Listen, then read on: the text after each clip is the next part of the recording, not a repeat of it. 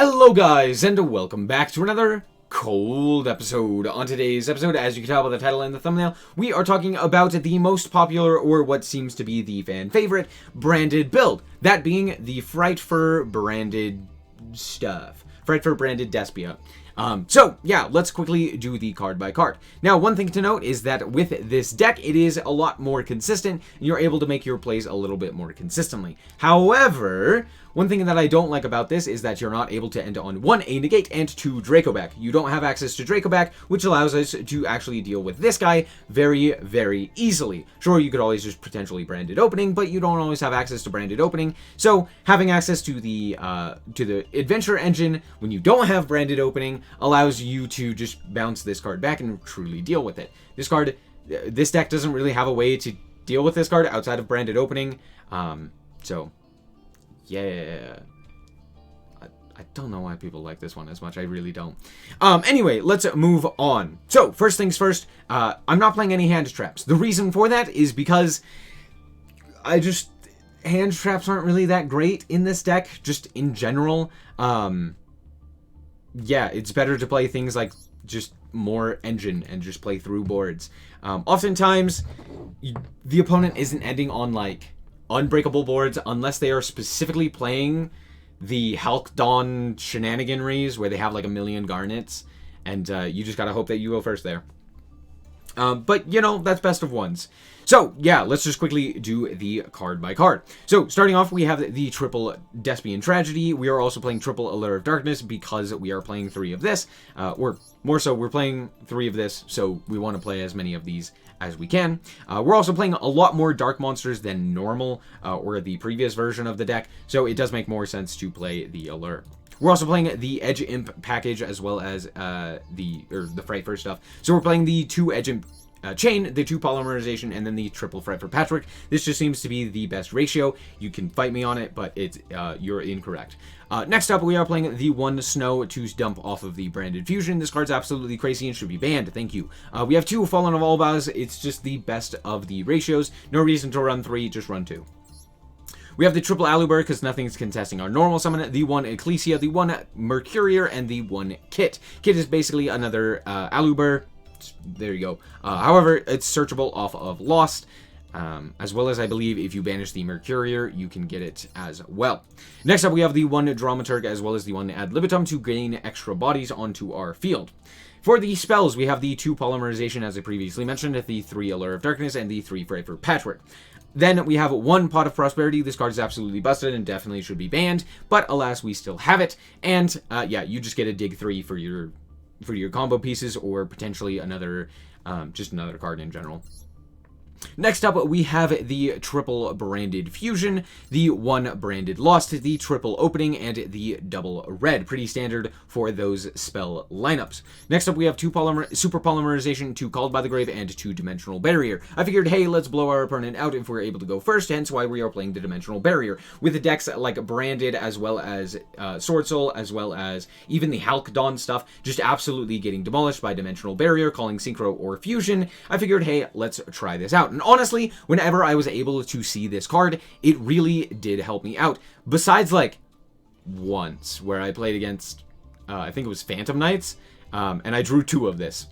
Other than that, it has been a very good card, where it's just like, oh, cool, if my opponent happens to do anything, boom, call Xyz, call Xyz against, like, Numeron, call Fusion against Branded. Absolutely stellar. Moving on to the extra deck, one thing you will note is that we are not playing many super polymerization targets, and the reason for that is because extra deck space is tight, and I want specific cards in here. So, technically, the only super polymerization target is the Dragostapelia. However, the reason for this is because there are other technical targets, because we can also use, like if my opponent is playing things like branded or what have you, we can just use their monsters, or we can use one of our monsters as well as one of the opponents. So there's that. Again, this is mostly just to go first. Like, we just want to win the coin flip and go first. That's it. I mean, hey, take the high roll. The deck's consistent at going first. Why go second? Anyway, so yeah, we have the one Dragostapelia. As for the rest of our cards, we have a whole bunch of branded cards. We have the one Titaniclad, the one Bringant. We have 2 Albion, as well as 2 Mirror Jade and 2 Lubellion. Pretty standard list there. Next up, we have the one Despia Q. This card is absolutely integral to the strategy and so very useful. We have the 2 Masquerade. It came up once that having the second one ended up winning me the game against Eldritch. You might see that one. But in all honesty, this comes up very rarely. I considered cutting it, but alas, I didn't. And then we have 2 Guardian Chimera. Honestly, I could probably cut the second one and put in another super polymerization target. It never came up that I needed the second one. But it could have if I didn't get called by it, I'll tell you that. And then we have the one Predaplant Verte Anaconda. This card cannot be cut. I see people not playing this card. You need to play this card. This card is absolutely crazy. Being able to just like sync off 2 monsters, such as like 2 dead Alubers or something like that are on your field, and then just go and dump a branded fusion, or even something like a super polymerization is absolutely insane. So do keep that in mind. Definitely should be playing this card. Anyway, let's hop into the replays and show you how this deck performs. Before we get on to the rest of the video, did you know that 70% of the people who watch my content aren't subscribed? If you end up liking the content, consider subscribing. You can always unsubscribe later if you end up not liking it. Anyway, let's get on to the rest of the video. Alright, so here we are going first, and we drew an okay hand. We saw Pot of Prosperity, though. That means we win the game. So we're going to activate Pot of Prosperity. We are going to banish 3, and we're going to reveal the top 3 cards off of the top of our deck. And hey, look, that's Branded Fusion. And since we have Called By, it doesn't matter if they have Ash Blossom. We're just going to fire that thing off. Boom. Out comes the Lubellion. So we're going to activate our Tragedy as well as our Lubellion. We are going to pitch the Allure of Darkness since it is turned off due to our Pot of Prosperity. We're going to go for the Mirror Jade as well as search out the Aluber. We're going to activate the Aluber effect and we're going to search out Branded in Red. We're then going to set to 2 and pass. Now this doesn't look like a lot, but the Branded in Red can get us into Guardian Chimera, which can get us some more pops, as well as the Called by the Grave is absolutely broken, disgusting, and should be banned. Thank you. Also Mirror Jade. I'm going to banish their Planet Pathfinder. Realistically, I don't need to do this because I have the Called By, but oops, I forgot. Anyway, they're going to Kaiju our monster, and we're going to activate the effect of our Mirror Jade. Here, they are going to activate their Numeron Network. I'm going to, before they finish the activation, go into Guardian Chimera so that we can actually deal with this. No, sorry. I assumed they probably had a second Numeron network or access to a second one. So instead what I do is I go for Despia Q here. Reason being, if I go for Despia Q, we already have a Kaiju on our field, so he can't be Kaiju'd again, and it means that we can just wipe my opponent's attack points and prevent them from just killing us. So yeah, that's overall the plan here. We're going to activate our effects. We're going to search our card as well as special summon back our Dramaturg. And we're going to search out the Aluber. They're going to go for their Numeron gates. I'm going to negate one of them. And then that one will be used to go into their Numeron C1. We're going to change everything to 0 and then get banished. And we're going to be able to special summon out our Aluber off of the floating effect of Despia Q. We're going to search out that Branded Fusion, and then they will pass at the turn. We're going to go for the Albion here as well to set a Branded in Red, and then wipe their field. Oh wait, there is nothing there. So, main phase 1, we're going to activate our Aluber. We're going to search out Branded Lost. We're going to activate the Branded Lost, and then we are going to activate our Branded, our Branded Fusion. We're going to go for Albion here. We're going to activate the effect of our Albion in order to banish, and we are going to search up the Mercurier as well. So now we have the Mercurier in case they activate something, and then we can go for the Mirror Jade. We're going to proceed battle to deal 18, and out comes Numeron Wall. So I was right to assume they had access to another Numeron network, so it was a good idea not doing that. Anyway, the Numeron Wall comes down, and there's nothing that we can do. We're going to negate the return of the number C1. They're going to proceed to battle to try and deal with the Numeron Wall, but guess what? I have a fair and balanced card in my graveyard called Fairy Tale Snow. So what Fairy Tale Snow is going to do is it's going to come back and it's going to flip that Numeron Wall face down. Also, we're going to banish our Mercurier, which will get us access to Kit. At this point, they concede. Yeah, fair and balanced. Alright, so here we are once again going first, and hey, look, there she is, the terrible card. Anyway, we're going to go for the Frightfur Patchwork here in order to search up our Edge Imp Chain as well as our Polymerization, and then we are going to activate our Allure of Darkness, and of course, off the top, we see Tragedy. So we're going to activate the Tragedy effect in order to grab up our Dramaturg. We're going to activate our Aluber and search the Branded Fusion. Activate the Branded Fusion and dump 2 in order to go for the Lubellion.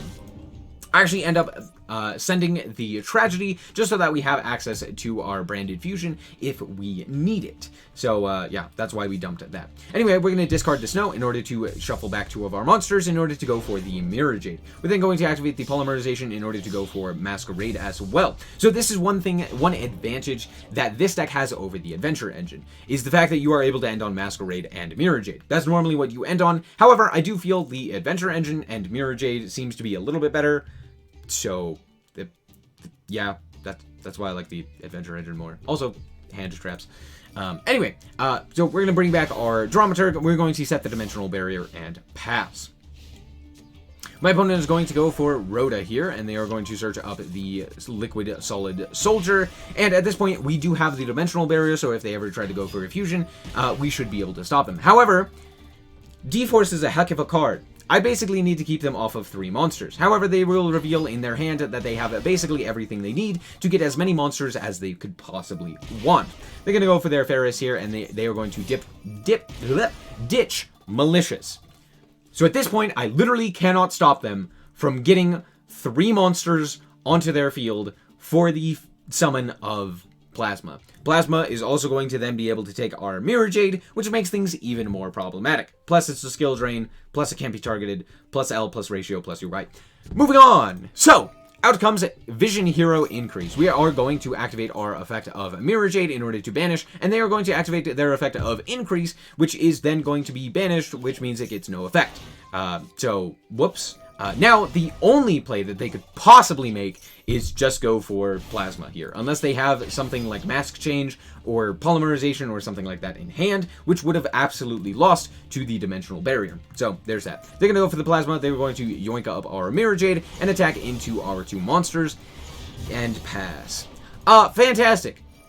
Great. We're going to set a Branded in red just because I can. And we already still have access to a branded fusion thanks to the Tragedy in gray. So there's that. We're gonna draw Frightfur Patchwork, which is nice, I guess. I don't know. It's okay. Anyway, we're gonna banish the Tragedy here, and we are going to search or add back the branded fusion. We're obviously gonna fire that off in order to go for a Lubellion, and then we are going to activate our Polymerization. You might be wondering why I'm doing this, and the reason for this is because it doesn't take up our normal summon while getting a monster onto our side of the field, so that we can go for Guardian Chimera. Guardian Chimera comes out, and then we can activate the effect of our Snow in Chain. So the Guardian Chimera is going to allow us to pop a card. However, also this card cannot be destroyed by battle or card effects thanks to this stupid card, which I hate so very much. Yep, that's all. Your opponent cannot target this card. Cannot be destroyed by opponent's card effects. Just cannot be destroyed by card effects. Great. Fantastic. Anyway, so we're going to have to destroy this card instead, but we're going to draw 2, and we draw into a Super Polymerization. That's pretty nice. However, at the moment, we can't Super Poly anything. We're going to activate our Snow, which is funny, I guess. Realistically, I could have gone, like, Branded in red to banish the Snow to make sure that it, like, flips face down. But I could also just add back the Aluber, normal summon it, and then go Super Poly and, like, Super Poly away their monster. So, you know, it's not like the greatest. Also, this means we get Aluber effect. So, yeah, I'm going to do this instead. So we're going to go and normal summon Aluber, get its effect, and then we are going to Super Poly away their board and go for another Masquerade since they are so low on life points. We're going to activate the Allure of Darkness, and we're going to banish the Edge Imp Chain, and we draw into Kit because... of course. So Kit is going to search out the Branded Lost, and then we are going to shuffle back the Branded Opening, set the Branded in red, proceed to battle, and deal lethal damage. Good game, heroes. Alright, and here we are once again going first. So, we drew a very interesting hand. Basically, if this Branded Fusion doesn't go off, there's not a whole lot that we can do. However, Max C comes down. Hooray! So my opponent's going to draw a few cards. Not the greatest, but not the worst. Anyway, we're going to go for the Lubellion here, and we are going to activate the effect of Tragedy, and then Lubellion, pitching the Dramaturg. We're going to shuffle back the Fallen of Albaz as well as the Albion in order to go for Mirror Jade, the Iceblade Dragon, and then we're going to search up the Aluber off of the Tragedy. Aluber effect is going to activate, we're going to search up the Branded in red, then we are going to set to and pass. We have Super Polymerization, we have Mercurier, as well as Branded in red. This seems like a fairly decent hand. Turns out my opponent is playing Rite of Aramis here. Gosh dang it! So, this is very problematic for us because that means our Mirror Jade Mirrorjade will not get its second effect to wipe my opponent's entire field. That becomes very issues. Yes, words are hard. Have you ever tried them? Anyway, so my opponent is going to activate their Fateful Adventure and search up their Griffin Rider. They're also going to pitch the Mecha Phantom Beast O-Lion because they are the better player and are playing some sort of Hulk Dawn shenanigans. So, I'm going to activate my Mirrorjade here in order to banish the adventure token. They're going to activate their Griffin Rider. Obviously, we have to get rid of the token. Realistically, should have just gotten rid of the Griffin Rider. Doesn't really matter either way, though. So they're going to search up their Dracoback and activate the Dracoback, and then they are going to shuffle away our Mirrorjade. Hip hip hooray. I am going to activate the Branded in red here, but it doesn't matter because my opponent has a Called by the Grave because they are the fair and balanced player. I love Maxi, drawing them into the exact out that they need. Of course, Branded in red being outed by Called by is stupid. It's a dumb mechanic. No one likes it. No one has ever thought that that was a good idea. No one thought that Called by was a good card. No one thinks that it should be in the game at all, period, ever. And if you think otherwise, you're wrong. Moving on. So, away goes my monster. They are going to activate their effect of their Mecha Phantom Beast O-Lion in order to banish itself to normal summon the second one. Did you know this had this effect? Why does Mecha Phantom Beast have a graveyard effect? It already generates a token when it's sent to... Anyway. So, yeah, it's going to go into Crystron Hulk Vibrax because, of course, it is. And then it's going to... they are going to activate their... Hulk in order to go into the Red Rose Dragon, and as soon as I see this, I go, oh, that's a Super Poly target. Up to this point, we haven't had a Super Poly target, so yeah, we're going to take advantage of that. So we're going to go into a Masquerade, or, a Queritus. The reason for this is because it turns everything to 0. That's it. That's the whole reason. No, in reality, it's because it floats. So what I'm going to do is I'm going to activate my Despia Q in order to change everything to 0, and then we are going to chain block our Despia Q's floating effect by chaining our Aluber. So our Aluber is going to special summon out, and then we are going to be able to special summon out the Fallen of Albaz with our Despia Q. Then Albaz is going to pitch the Mercurier, which never happened to come up, in order to fusion summon. Of course, they have the second Maxi, but it doesn't really matter because we're just going into the straight Mirrorjade. At this point, my opponent realizes the writing on the wall and surrenders. They only had, well, they still had their normal summon, but they couldn't really do anything because as soon as they normal summon anything, I could just get rid of it, and then they just have a Hulk or a dead monster just sitting on their field doing nothing. So, good game. Alright, so here we are once again going first. As I said, we just want to go first. It's as simple as that. Anyway, we drew Dimensional Barrier, which is super cool. And so we are going to start off with the, what is it? Allure of Darkness. We're going to search out the Dramaturg since we already have the Aluber. Then we're going to go for the Frightfur Patchwork to search out the Polymerization as well as the Engine Chain. Out comes the Aluber. We're going to search out the Branded Fusion, and then we are going to go for Lubellion. We are, of course, going to dump a Mercurier because if it gets banished, we get to search out Kit. So that's what we're going to do. We're going to then go into Mirrorjade by shuffling back the two monsters and pitching the Edge Imp. That allows us to grab another Patchwork, and then we can go for Polymerization in order to grab up our Masquerade. We're then going to go for the Dramaturg, special summon itself back, and then we're going to set 2 and pass. Pretty good. Not crazy, but pretty good. And out comes in a Cursed Eldland. So this is actually pretty good for us because they pay 2,000 life points and just to get Cursed Eldland. So yeah, there's that. They're going to go for their Golden Lord. They're going to shuffle away their Mirrorjade. However, I'm actually going to just banish my own Mirrorjade just so that we can get the Albion into the graveyard. They're going to go for Pot of Prosperity, and they're going to find off the top. Oh, hey, look at that. It's Skill Drain. Also, Harpies? I don't know what's going on there, but yeah, they obviously go for the Skill Drain. They're going to go and activate their Eldritch effect in order to special summon it to the field. They're then going to activate the Cursed Eldland in order to send a Hakero to the graveyard. They're going to go to battle, and guess what? I have Super Polymerization, so I'm just going to Super Poly away their monster and go for a second Masquerade. That means they have 3 activations of cards, meaning if they activate anything other than just immediately activating their Skill Drain, they kind of just die. They have 1 activation prior to their activation of Skill Drain before they literally can't activate anything. So they have to activate their Skill Drain. Let's see if they do that. They're going to activate 1... their Scarlet Sanguine. They're going to set Conquistador. Fantastic. They're going to go to the end phase. And then they're going to activate Hakero because they're a genius player. Good game. Alright, we're back with the list, and in all honesty, this list is fine. The biggest issue is going second. Obviously, if you're playing against weaker decks, such as Branded and the like, going second is doable. However, it's still very difficult overall. Yes, I'm not playing any hand traps, and I could be playing more like board breakers and stuff like that if I want to have better success going second. The problem is that, honestly, if you go second, you just kind of die no matter what, whether you're playing hand traps or not. Sure, I could play something like Max C, but what's the likelihood of that going through and resolving? And even if it does resolve, what am I going to draw into? So it's just one of those things where it's like, I can either have a really consistent deck with the Frightfur branded stuff that is able to play turn ones very well, or I can have more hand traps, more of a like interactive style that allows me to go second, but maybe is more inconsistent with the branded adventure. It's up to you. I mean, yes, you could cut this down. You could add in hand traps. You could add in more board breakers to definitely help you. But again, that does kind of defeat the purpose of this deck being so consistent and just like constantly getting out your plays just like every time. So again, which one do you want? Do you want more consistency, or do you want to be able to disrupt your opponent or like go second? Do you want to be able to have higher highs, or do you just want to be able to do your plays every time, all the time? It's up to you. This is why, though, I will say I enjoy playing the adventure stuff. I don't mind breaking every once in a while. That's something that just happens as a Dark Lord player. I'm aware of that. That's just something that happens. But I will say that this deck felt very good to play when I went first, because I was like just constantly able to do stuff.